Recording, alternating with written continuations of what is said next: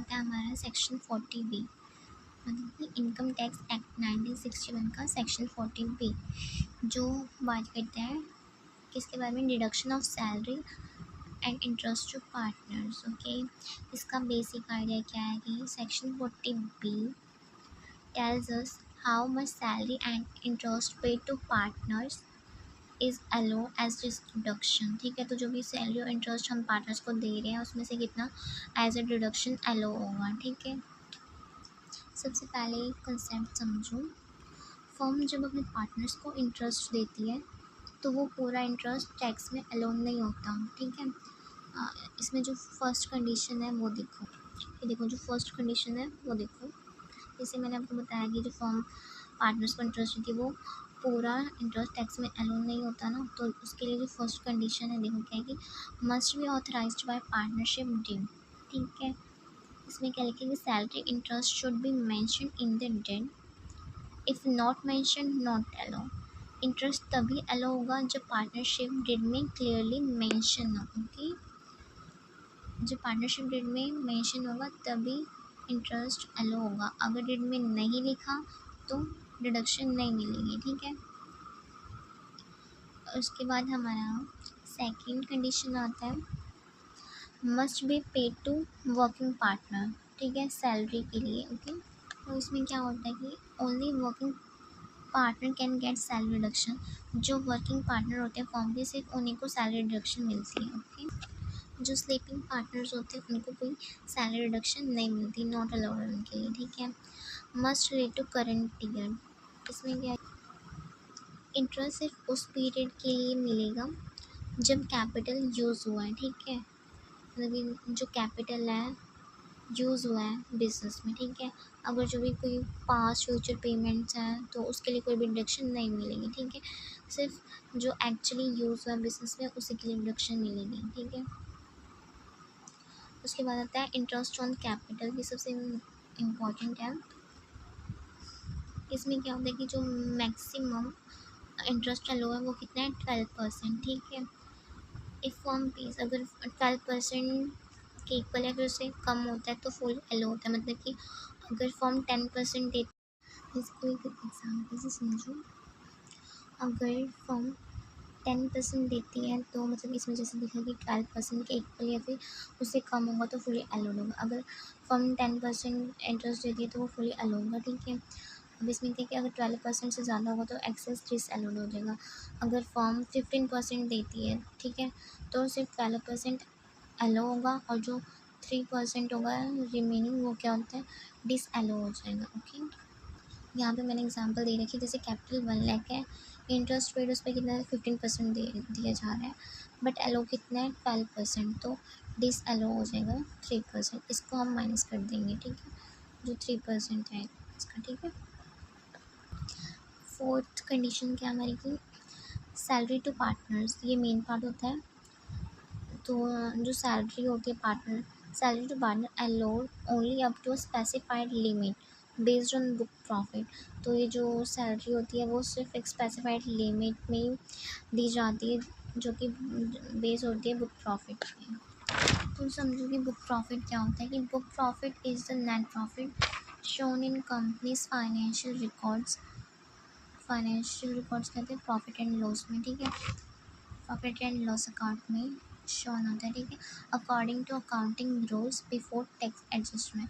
तो book profit net profit होता है जो कि कंपनीज की फाइनेंशियल रिकॉर्ड में शो होता है अकाउंटिंग रूल्स के अकॉर्डिंग और टैक्स एडजस्टमेंट से पहले। ओके, तो जो बुक प्रॉफिट को कैसे फाइंड करते हैं मैं एक एग्जांपल समझा देती हूँ इजी तरीके से। इसको डिटेल में नेक्स्ट लेक्चर में समझेंगे।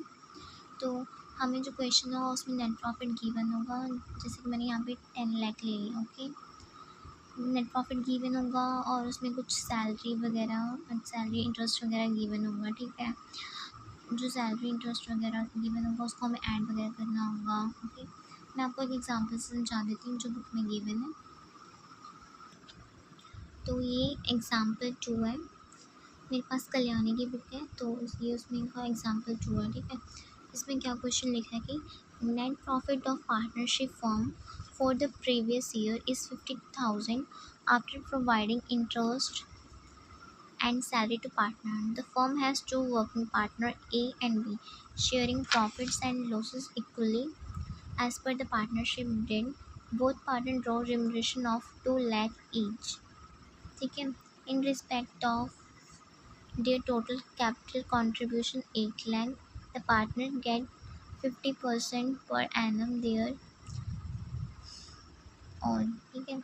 Amounting to rupees 1,20,000. Calculate tax liability.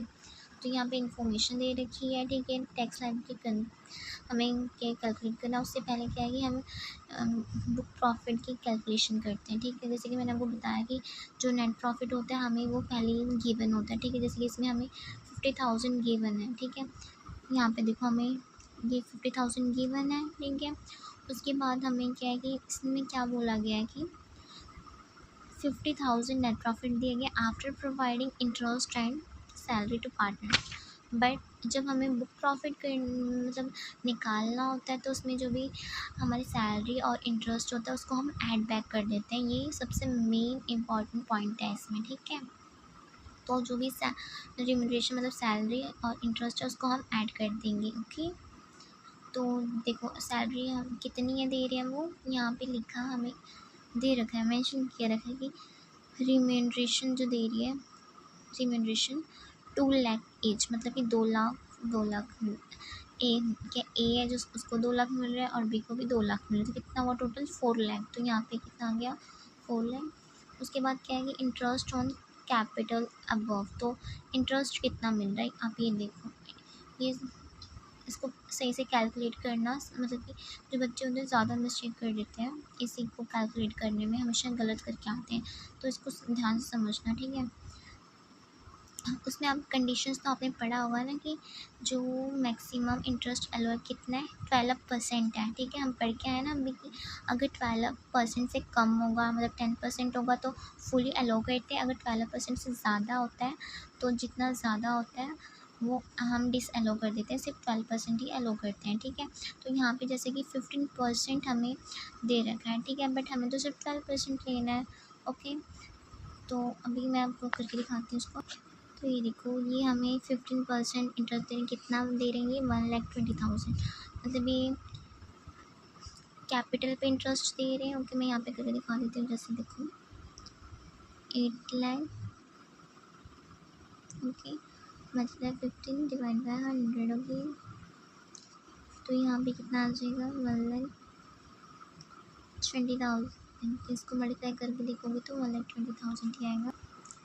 इतना आया. ठीक है.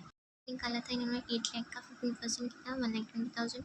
हमें कितना चाहिए 8 लाख का 12%. तो वो निकालेंगे यहाँ पे 8 लाख का 12% तो इसका 96,000 आएगा. ठीक है. मल्टीप्लाई करके देख लेंगे. ओके. तो अब एक्सेस निकालें तो कैसे निकालेंगे. निकालने के लिए इन दोनों को हम माइनस कर देंगे तो हमारे पास 24,000 आ जाएगा. ठीक है. तो यहाँ पे ऐसे इन्होंने इंटरेस्ट ऑन कैपिटल अबव यहाँ पे क्या निकाल दिए. ठीक है. तो अभी जो 50,000 नेट प्रॉफिट था सैलरी गिवन थी हमें हमने ये इंटरेस्ट निकाल लिया है. इन सबको ऐड कर देंगे तो हमारे पास 4,24,000 सॉरी मतलब ये 50,000 तो ऑलरेडी था यहाँ पे 4,24,000 यहाँ पे. तो इन दोनों को प्लस कर दे तो 4,24,000 आ गया और अभी इन दोनों को प्लस कर दे तो 4,74,000 था. ठीक है. उसके बाद इन्होंने क्या है कि जो रिम्यूनरेशन देनी है पार्टनर को वो कैलकुलेट किया. अब हमारे पास प्रॉफिट तो आ गया. अब सैलरी जो देनी है पार्टनर को वो तो list of the full actual amount receive कितनी रिसीव हुई है उनको 4 लाख रिसीव हुई थी. ठीक है. बट देनी कितनी है ये देखेंगे. तो ये देखो ये ना कुछ कंडीशन है. देखिए हमारा जो बुक प्रॉफिट इतना. ठीक है. पहले हम देखेंगे 3 लाख पे जो होता है जितना हमारा नेट प्रॉफिट होता है उसके पहले 3 लाख पे 90% देना होता है. ठीक है. उसके बाद जो रिमेनिंग प्रॉफिट होता है उस पर 60% देना होता है. ओके. तो यहाँ 60% और 90% लग के यहाँ पे इंटरेस्ट मिलता है. तो हमारा जो नेट प्रॉफिट होता है ठीक है उसमें से जो फर्स्ट 3 लाख है उस पे हम 90% बुक प्रॉफिट देंगे, ठीक है। नहीं, जो हमारा 3 लाख का बुक प्रॉफिट होता है उसमें से 90% का बुक प्रॉफिट देंगे। तो इसका कितना आएगा, 3 लाख का 90% 2,70,000 आएगा, ठीक है। उसके बाद जो रिमेनिंग, मतलब कि रिमेनिंग कैसे निकालेंगे, ये जो देखो यहाँ पे रिमेनिंग कैसे निकालते हैं। जो हमारा ये 4,74,000, उसमें से 2,70,000 माइनस कर देंगे, ठीक है। इससे हमारा रिमेनिंग आ जाएगा। तो जो रिमेनिंग बैलेंस है, ठीक है, उस पर हम 60% का बुक प्रॉफिट देंगे, ठीक है। 60% में कितना आएगा, 1,04,400, ओके। तो यहाँ पे ये आ गया। तो जो हमारा अलोएबल रिम्यूनरेशन है वो कितना आ गया, 3,74,400, ठीक है। मुझे पता है आपको ये मतलब अभी अच्छे से समझ नहीं आ रहा होगा, मतलब ये बहुत ही ज़्यादा थोड़ा कन्फ्यूजन वाला है, बट ये अभी स्टार्टिंग है। नेक्स्ट लेक्चर में मैं इसको और भी अच्छे से समझा दूँगी, ठीक है। ये हमारा जो अलाउ रिम्यूनरेशन वो आ गया, ठीक है। अब टैक्स लायबिलिटी कैसे कैलकुलेट करते हैं ये देखते हैं। बुक प्रॉफिट हमें मिल गया कितना, हमारा 4,74,000 यहाँ पे फाइंड कर लिया था। उसके बाद जो रिम्यूनरेशन है उसको लेस करेंगे, ठीक है, इसमें से। वो कहाँ पे हमारा, ये रहा देखो, 3,74,400 आ गया। जो टैक्सेबल इनकम है, ठीक है, वो कैसे निकाली इन्होंने, ये देखो, इन दोनों को माइनस करके सॉरी, इन दोनों को माइनस करके टैक्सेबल इनकम आ गई, ठीक है। उसके बाद हमारा जो ये टैक्स लगता है, ये मतलब कि ऑलरेडी गिवन होता है, ठीक है। ये 30%, ठीक है। तो 99,600 पे 30% का टैक्स लगेगा, okay.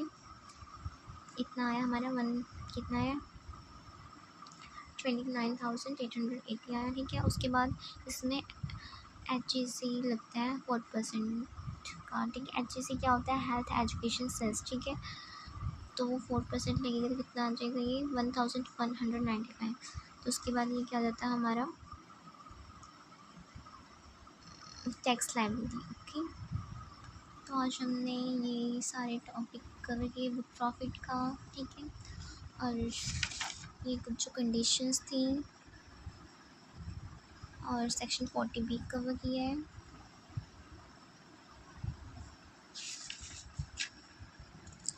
Failure to complete with section 184, okay. And conditions पढ़ी हमने सेक्शन 184 की। सेक्शन 184 क्या होता है वो पढ़ा। एसेंशियल फीचर्स ऑफ पार्टनरशिप पढ़ी और introduction of partnership, association of partnership. तो आज के लिए बस इतना ही। अगर आपको वीडियो पसंद आई हो तो वीडियो को लाइक और शेयर करें और चैनल को सब्सक्राइब करें। मिलते हैं नेक्स्ट वीडियो में।